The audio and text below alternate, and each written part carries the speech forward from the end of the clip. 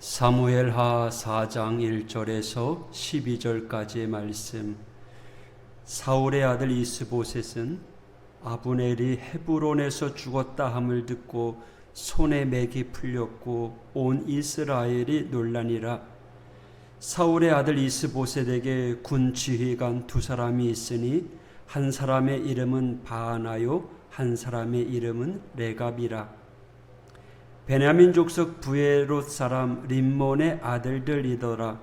부에롯도 베냐민 지파에 속하였으니 일찍이 부에롯 사람들이 깃다임으로 도망하여 오늘까지 거기에 우거함이더라. 사울의 아들 요나단에게 다리 저는 아들 하나가 있었으니 이름은 무비보셋이라. 전에 사울과 요나단이 죽은 소식이 이스라엘에서 올 때 그의 나이가 5살이었는데 그 유모가 안고 도망할 때 급히 도망하다가 아이가 떨어져 절게 되었더라. 부에롯 사람 림몬의 아들 레갑과 바하나가 길을 떠나 볕이 쬐을 때쯤에 이스보셋의 집에 이르니 마침 그가 침상에서 낮잠을 자는지라.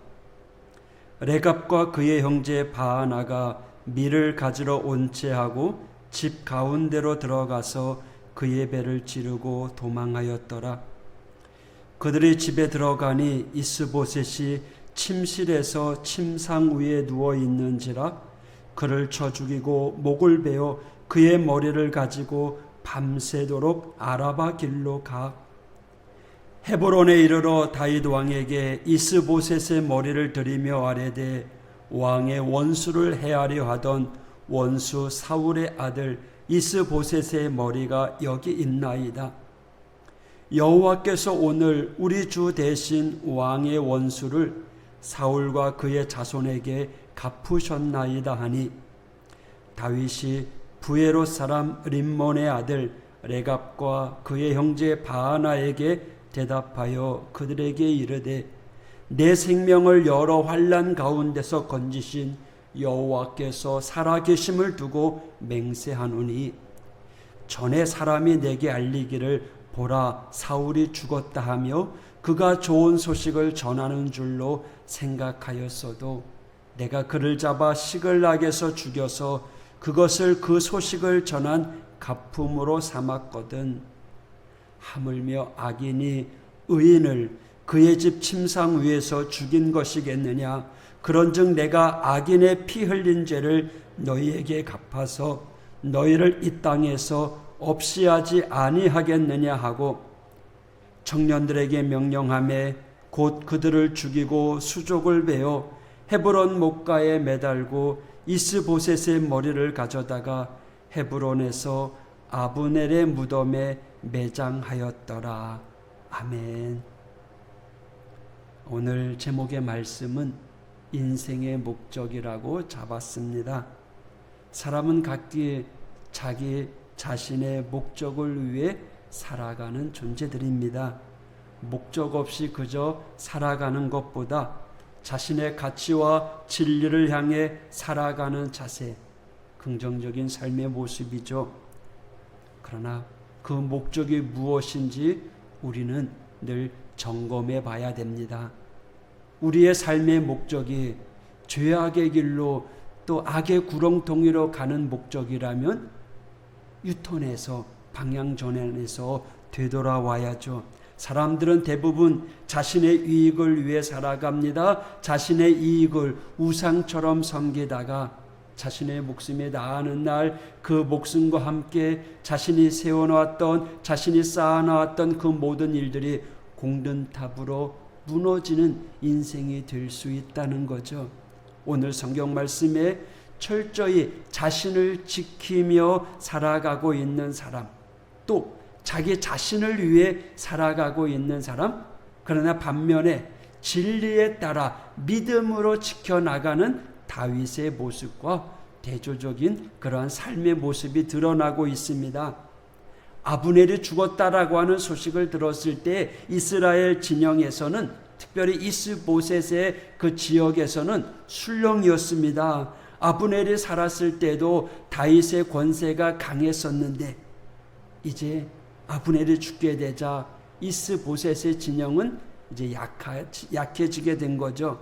실질적인 지도자 아브넬이 죽게 되자 더 약해지게 된 겁니다.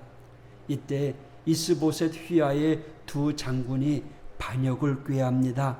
바나와 레갑이라고 하는 사람이 자신의 살 궁리를 모색합니다. 그리고 왕 이스보셋을 몰래 암살합니다. 이스보셋을 암살하여 다윗의 편에 붙으려고 한 거죠. 철저히 자기의 이익을 위해서 지금까지 섬기던 왕을 배신하고 또 죽이기까지 하는 잔인한 일을 계획했던 것입니다. 결국 이 바나와 레갑은 이스보셋을 암살하는 일을 성공하였습니다. 그 위험한 일을 잘 수행하고 다윗이 있는 곳까지 도망했습니다. 그때 그들은 얼마나 기뻤겠어요. 다윗의 적이었던 이스보셋을 죽였으니 이제 다윗으로부터 상을 받을 거라고 하는 기대감에 그들은 이스보셋의 머리를 가지고 기쁨으로 다윗에게 향했던 겁니다. 아마 먼 길을 하루아침에 달려갔을 거예요. 다윗에게 도착했을 때 다윗으로부터 큰 상급을 받을 줄 알았는데 다윗은 그들을 처형해버리고 맙니다.